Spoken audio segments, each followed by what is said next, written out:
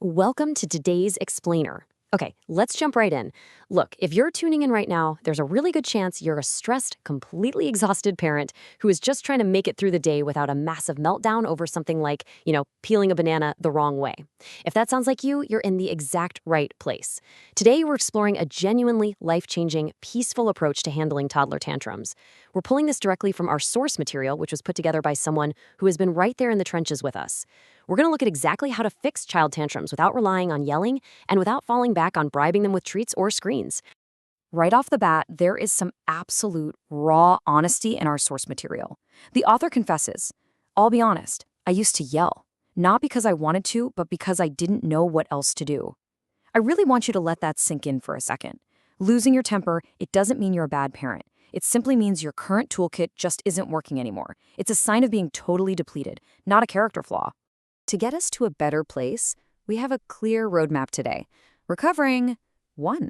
The breaking point. 2. What causes tantrums. 3. The prevention-first approach. 4. Navigating the mid-tantrum storm.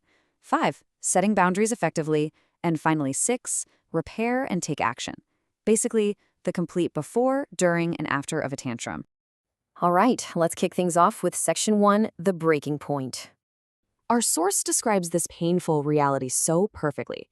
It's the 4th tantrum of the morning, milk is spilled, your kid is screaming because you gave them the blue pup instead of the red one, and you just snap. We've all been there. But here's the absolute truth of it. Yelling makes things worse. The child screams louder, they dig their heels in even harder, and everyone just ends up in tears. And the absolute worst part? You, as the parent, are left drowning in the sea of guilt afterward. It's this vicious cycle that helps absolutely no one. So how do we actually break that cycle? Well, it starts here in Section 2. What causes tantrums? This right here is the major paradigm shift. A tantrum is not just bad behavior. It isn't a calculated battle of wills, and your child isn't trying to manipulate you. A tantrum is literally your child's nervous system short-circuiting. They're tired, they're hungry, they feel wildly out of control, or they're just overwhelmed by too much stimulation. Once you stop seeing a meltdown as this battle you have to win and start seeing it as a distress signal, your entire reaction changes. There are actually hidden triggers that set off that nervous system, things most of us miss. First up, transitions. Yanking a toddler from playtime to bath time without any warning is incredibly jarring for them. Second, giving too many choices. We think we're being nice giving them freedom, but a brain that isn't ready for it just gets completely overwhelmed.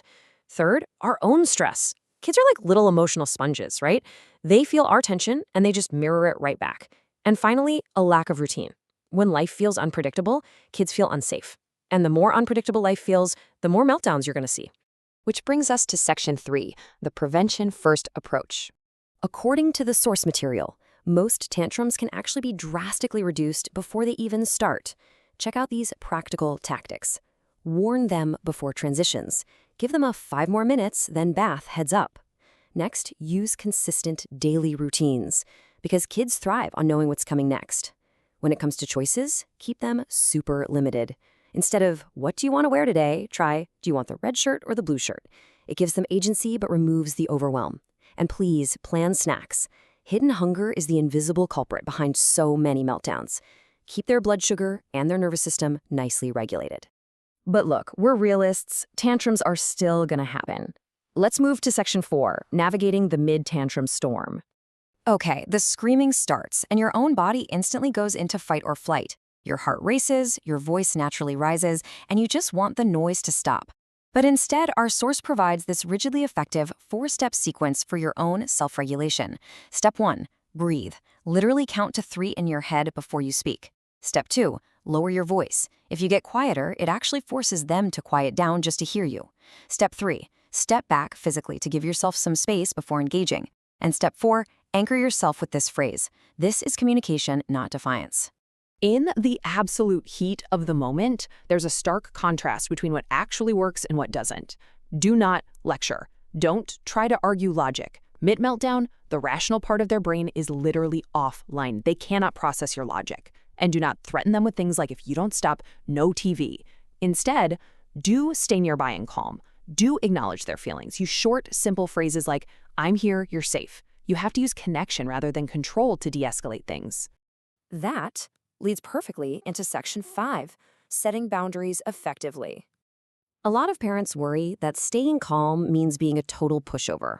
Let's clear that up right now.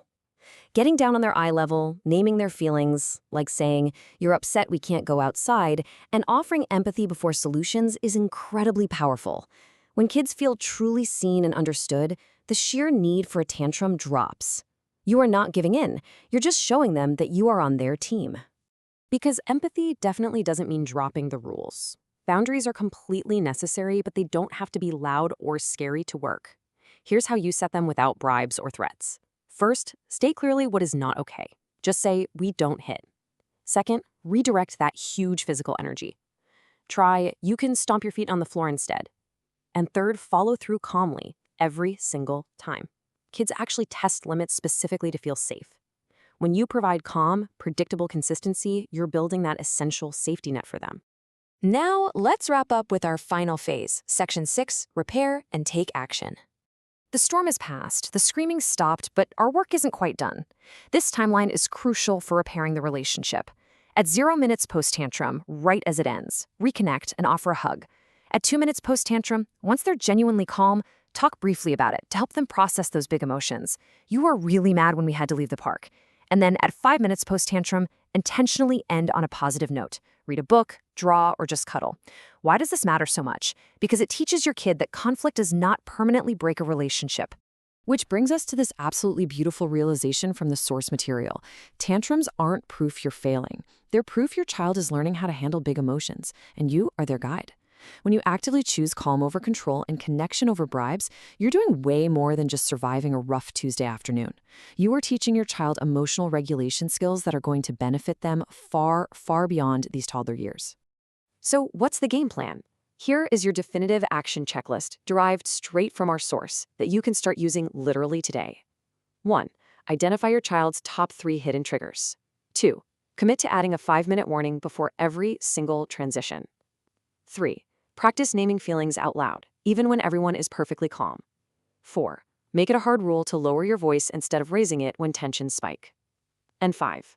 Prioritize reconnecting after every single conflict, no matter how small it seems. We've covered a lot of ground today, shifting from a mindset of frantic reaction to one of peaceful preventative guidance. Remember, conflict is inevitable. It just is. But it doesn't break the relationship. It's an incredible opportunity to strengthen it. So I'll leave you with this final thought as you head back into the wild world of parenting. Now that you're armed with these new tools, how will you choose to guide them through the next storm? Thank you so much for joining me on this explainer, and I'll catch you next time.